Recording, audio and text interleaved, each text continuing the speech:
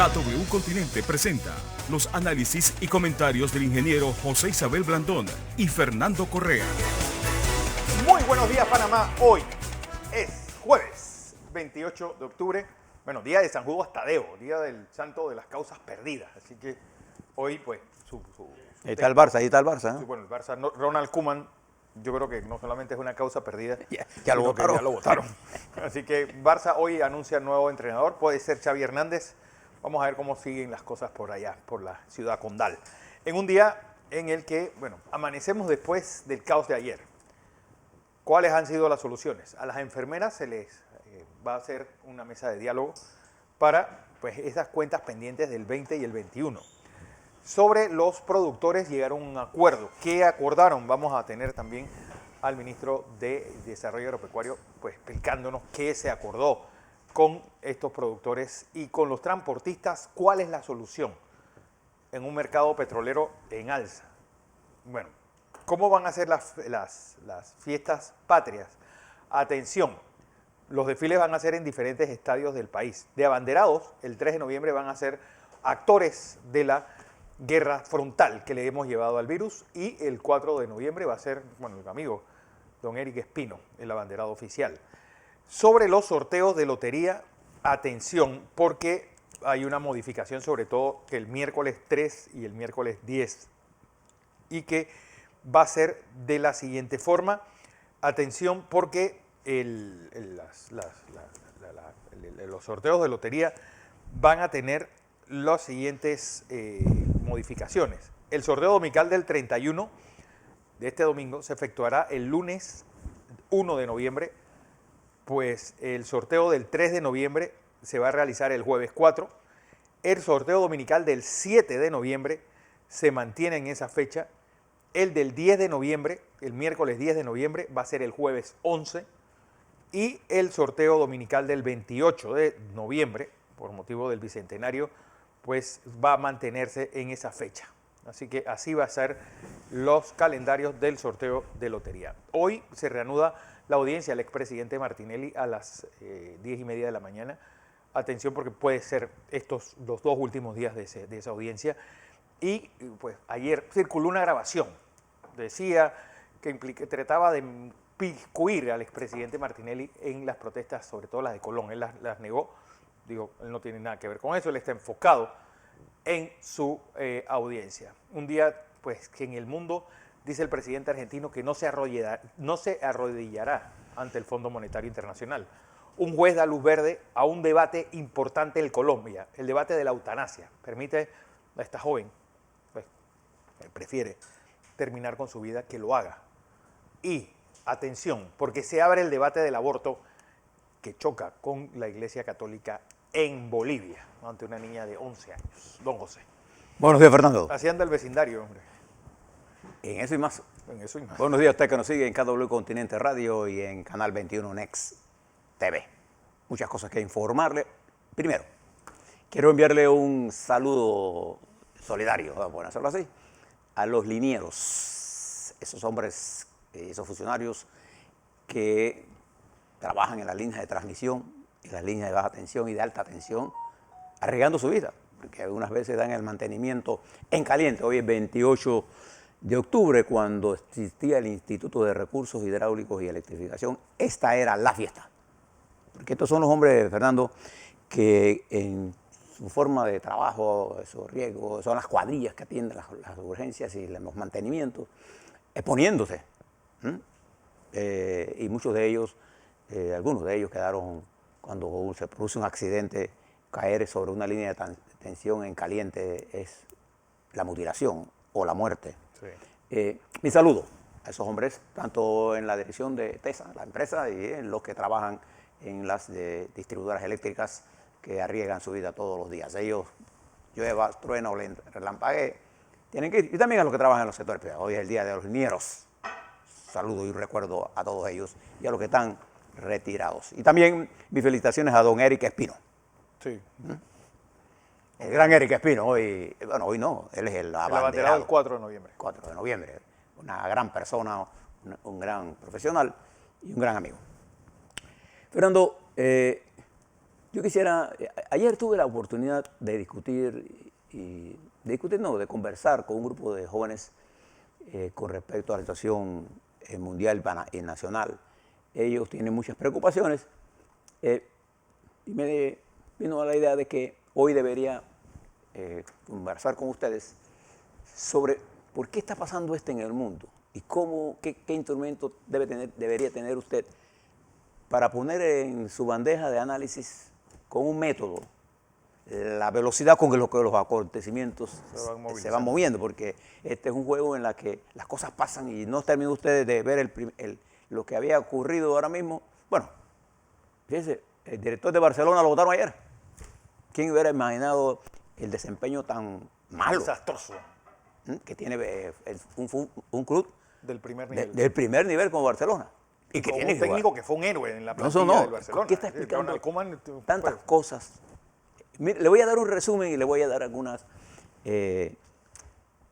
metodologías para que usted mire esto, no solamente local, porque nosotros hacemos un esfuerzo para que lo internacional usted lo conecte con lo nacional y tenga una apreciación de cómo ello no influye, eso en nosotros y nosotros en ellos.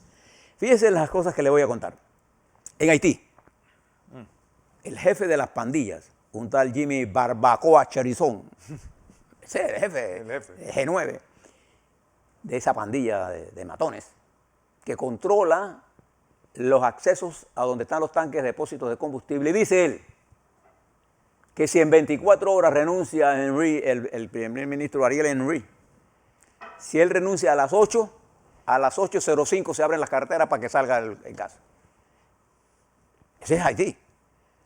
¿Cómo explicar este deterioro absoluto? Porque ahí está el resumen de todos los errores y todas las crisis del mundo están ahí. desde el colonialismo absurdo Y nosotros, hasta el neoliberalismo nosotros de eso aplastante. solo queremos mirar la migración. Y queremos atacar la manta y no el problema. Mire lo que mire la importancia de lo que le estoy diciendo. Un jefe de los matones de la calle cierra y dice que si el primer ministro renuncia, él abre la calle. ¿Quién manda en ese país? ¿Cómo explicar eso? Mire lo que hizo el presidente Maduro. Creo que vamos a tener probablemente una entrevista para ustedes. Mire lo que hizo el presidente Maduro ayer. Ayer el presidente Maduro, en un lenguaje, diría yo, impropio de un presidente, pero muy característico en él, dice que el presidente Bolsonaro es un imbécil. Y dice toda clase de improperio. Si él mirara lo que está diciendo en un espejo, se vería retratado hoy. Pero fíjate, ¿cómo es posible, cómo se explica que Venezuela haya llegado a esos niveles? Un país con tanto talento, con tanta riqueza, está en eso. Fíjese, allá se trata de un gobernante en Brasil que ha cometido errores en el mando, sin duda alguna. Acá, de un hombre que se dice de izquierda y que no es más que un gobernante pancista, eso es lo que es. Sí. Ahí no hay ninguna revolución. ¿Cómo es posible que Nicaragua vaya a un proceso electoral en las circunstancias en que se está dando? Usted recuerda cuando Ortega, hace un par de años, quiso cambiar la prima de bajar las pensiones social, sin tener lectura de lo que pensaba el electorado, sandinista o no sandinista, se le armó un trepa que sube. Tuvo que retroceder y de ahí viene encuesta abajo en la rodada. ¿Cómo es posible ese distanciamiento entre él, líder popular que vino del sandinismo, dictador ahora, uno de los hombres más ricos de Nicaragua, él, más sanguinario que Somoza? Más sanguinario que Somoza. Para que usted tenga una idea de quién está hablando, de quién estamos hablando. ¿Cómo es posible explicarse lo que está pasando en Ecuador? Ahí no se trata, fíjese, este es un presidente banquero, un hombre conservador, de derecha, pero con una gran concepción de qué hay que hacer en Ecuador. Comete errores, al principio se distancia de sus socios de los socialcristianos, pierde el control de la asamblea y hoy Ecuador está en medio de tumultos, manifestaciones ayer y hoy. ¿Por qué? Por el combustible. Un productor de petróleo. Fíjense, esto. Fíjense cómo está Chile. El presidente Piñera está en su más bajo nivel, 17%. Yo creo que solo le gana Maduro. Maduro, que bueno, Maduro no. Le gana, digamos, democráticamente el presidente Iván Duque, que la última encuesta que vi ayer, su nivel de o de no aceptación es de 72%, mejoró unos 4 porcentajes, estaba en 76 por la captura del capo del golpe, Otoniel, del capo del cartel del Golfo. ¿No? Pero fíjese esos niveles, está en 20 y algo de índice de popularidad. ¿Cómo explicar eso? ¿Cómo explicar esta crisis de Ecuador? Fíjese, estoy hablando de nuestro continente. ¿Cómo explicar la crisis en la que el señor AMLO ha sumido a Chile? A México. Perdón, a México. Y de paso, tiene una buena popularidad. ¿Y por qué él es el único vocero? Fíjese que las conferencias que da todas las mañanas, y siempre lleva uno, pero el que habla es el papá. Y habla de Alunán, habla contra todo, habla de todo. Y en su tanto hablar, uno va determinando lo que no sabe. Con su reforma eléctrica, que ha tenido que retroceder. ¿Cómo es posible que hemos llegado a la crisis constitucional y de democracia en Estados Unidos? O la crisis constitucional de la democracia en Inglaterra. O las sublevaciones prácticamente sociales que ocurren a diario en Francia. ¿Cómo llegamos nosotros a la situación de golpes de Estado en África? Y la actual crisis de Sudán, la destrucción de Libia, lo que está pasando en Marruecos, la situación de Etiopía, para mencionar algunos de los países del Cuerno de África. Pero si usted va a África, la situación en África, en Nigeria, en Zambia, en Mozambique, en la Sudáfrica. La propia Sudáfrica. Que era la potencia. Ese es el equivalente, diría yo, al Brasil, de nosotros aquí. ¿Cómo es posible que estemos en esta confrontación de tan alto nivel entre Rusia, Estados Unidos, Rusia, China? Y los Estados Unidos para América Latina tiene un denominador para su política, migración. Y ha cambiado el rumbo de Venezuela. Antes de Trump, su preocupación en América Latina era el muro y Venezuela.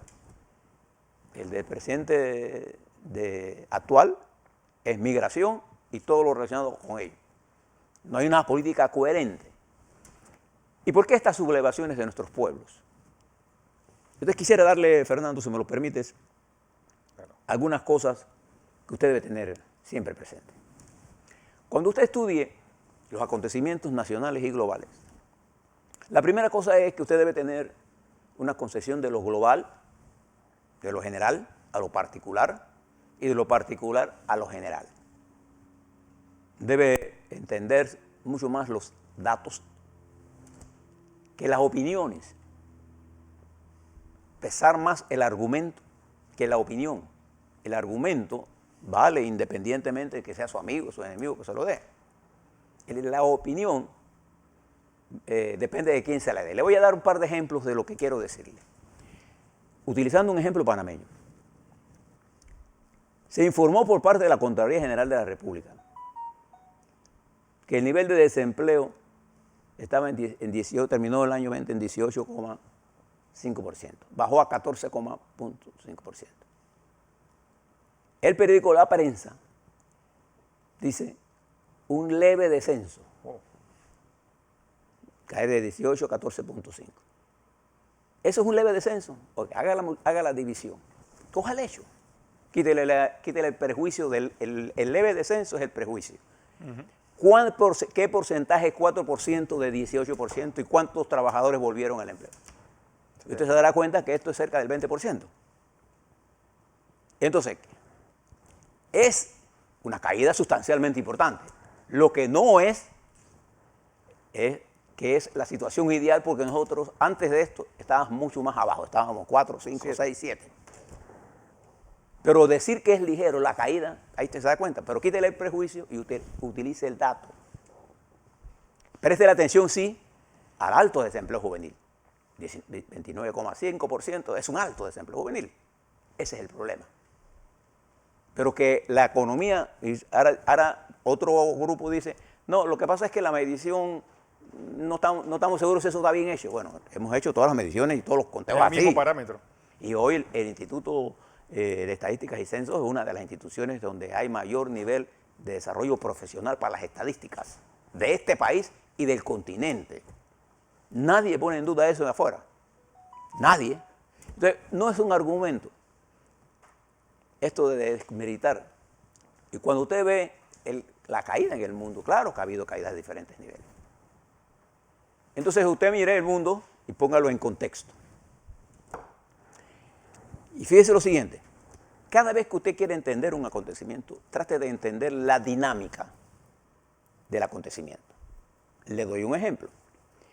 Para poder nosotros combatir eficientemente el virus, no tenemos que ver las causas de los diagnósticos, lo que le pasa al enfermo. Lo que tenemos que mirar primero es la dinámica del virus. Y mire que hemos aprendido mucho, todos nosotros, ustedes, yo, Fernando, todos hemos aprendido de qué es la dinámica de este virus. Aprendimos de virus, que no somos expertos en virología. Hay gente experta en nuestro aquí, en el Gorka, en el hospital.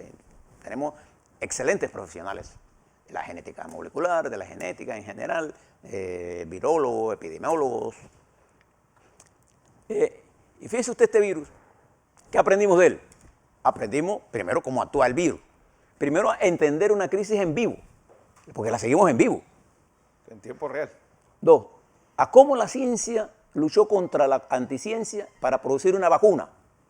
Y en tiempo real aprendimos a una vacuna, pero también aprendimos que el virus muta rápidamente. No es solamente las variantes que usted conoce. El virus, cuando se reproduce usted, probablemente en su intento de reproducirse, hay un error en el proceso de la reproducción. Y como es una molécula tan simple, los cambios pueden ser y hay muchos cambios de esa genealogía del SARS-CoV-2, lo aprendimos. Y conocemos variantes. Ustedes, muchachos nuestros, hablando del Delta, del RT, aprendimos muchas cosas. Esa es la dinámica. Saber cómo se comporta este enemigo mortal para poder enfrentarlos.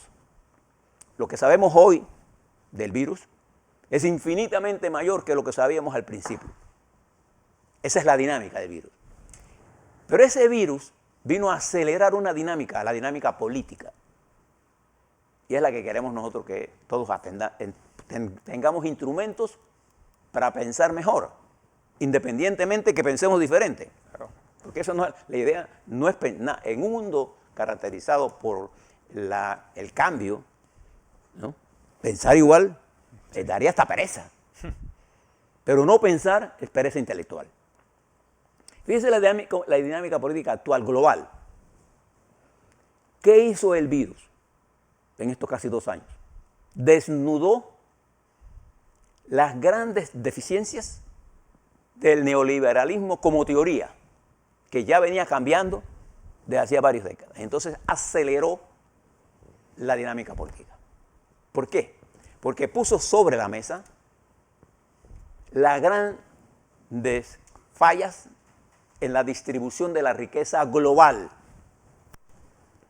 Si usted quiere mirarlo, nada más que vea las obscenas cifras que nos dan de esos millonarios que se cuentan que tienen 6, 7 millonarios, tienen casi el 40% del PIB del mundo. Eso es una obscenidad.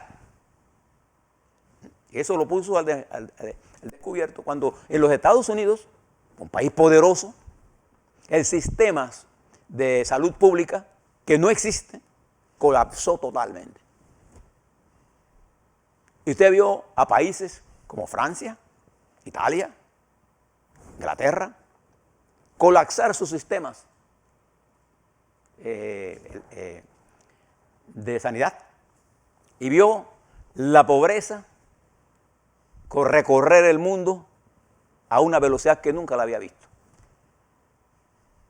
Entonces se produce una confrontación simultánea comercial sin precedentes por el cambio en la administración norteamericana cuando Donald Trump asume el poder.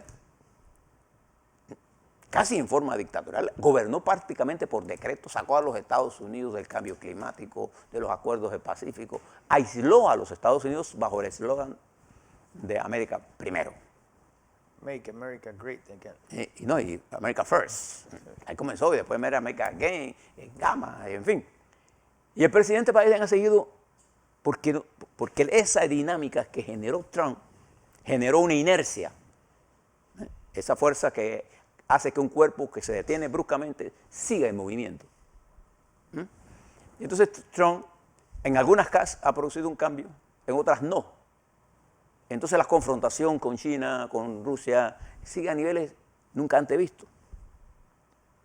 Y entra el virus, introduce una crisis en los procesos democráticos, en donde aquel axioma de la democracia, que las formas de luchas políticas son infinitas. Son infinitas. Y por eso la democracia ha avanzado.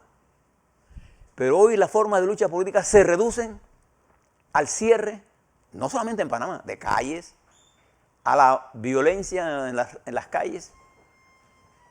Y los informers, los influencers, entre comillas, con un nivel muy alto de desconocimiento de lo que está ocurriendo, constituyen gasolina a esta insurgencia social que no encuentra una dirección política y entonces se produce el populismo de derecha o el populismo de izquierda. Por eso es que usted ve que en nuestro continente, Bolsonaro de derecha, Piñera de derecha, el señor Guillermo Lasso de derecha, el señor Maduro de izquierda, el señor Bukele. De Nicaragua, Ortega. Cuba. ¿Cuándo los cubanos con sus comités de defensa en cada barrio se dieron cuenta, no pudieron prever aquellas manifestaciones de junio? Y viene otra y fíjese, ¿por qué ellos no se dieron cuenta de eso? Porque ellos están distanciados de la realidad del pueblo. El pueblo cubano está pasando hambre, literalmente hambre. Igual que Nicaragua, igual que el pueblo venezolano. Fíjese, de izquierda o derecha, mire lo que le pasó a Macron, un hombre de centro derecha. Mire lo que pasó a Boris Johnson, un hombre conservador, estremecido por sus propios errores. Mire lo que está pasando en China, con Xi Jinping,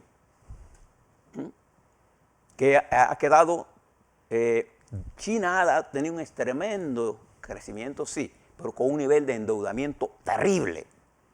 ¿Cómo se explica usted, por ejemplo, que esta gran empresa inmobiliaria, Evergrande, tuviera una deuda de 300 mil millones de dólares? ¿Y dónde estaban los reguladores? Póngase a pensar en eso. Entonces, esa expansión, póngase a pensar cómo usted se hubiera imaginado que un primer ministro de Japón hubiese dado ese discurso que a mí me encantó. Hay que crear y fundar un nuevo modelo económico, capitalista. Porque las otras opciones no funcionan. ¿Cómo usted se hubiera imaginado estas confrontaciones a diarias? O estas guerras entre los hechos y las ficciones de que tenemos armas supersónicas para matarnos a todos, pero seguimos destruyendo el planeta. El virus lo que hizo fue acelerar el proceso de la dinámica política en un sentido que al principio, si usted no tiene todas estas variables, le parece anárquico, pero que en el fondo, si usted lo mira con detenimiento, se dará cuenta que son ajustes que la sociedad está pidiendo. Y nos quedan dos caminos: o los hacemos por la vía democrática, o se imponen por la anarquía, y entonces producen A, los populistas de derecha, o B, los populistas de izquierda. Sí, así es. Le voy a dar un ejemplo y termino aquí. Venezuela es el ejemplo más concreto. Vamos a hablar con un dirigente de ellos. En Venezuela, los medios de comunicación destruyeron la institucionalidad. Ahí surgió lo que tienen ahora, que no se lo merece el pueblo venezolano. Por eso hacemos un llamado nosotros a la élite colombiana. Y ahora hacemos un llamado, para usted lo va a ver. Si usted tiene todos estos elementos, usted puede acertar que nosotros, como no somos ajenos al mundo, a nosotros, eso que usted está viendo ayer, es el inicio de un proceso de desarrollo Sí. del malestar nacional que tenemos que corregir. Pero tenemos que corregirlo con sensatez. Tenemos que liderazarlo de forma tal y suerte tal que se transforme en un cambio gradual, pero pensando en la gente. A la vuelta les quiero hablar cómo estamos en COVID, la vacunación, qué está pasando en el juicio de Ricardo Martinelli, qué está pasando en Panamá en este marco general. Así es.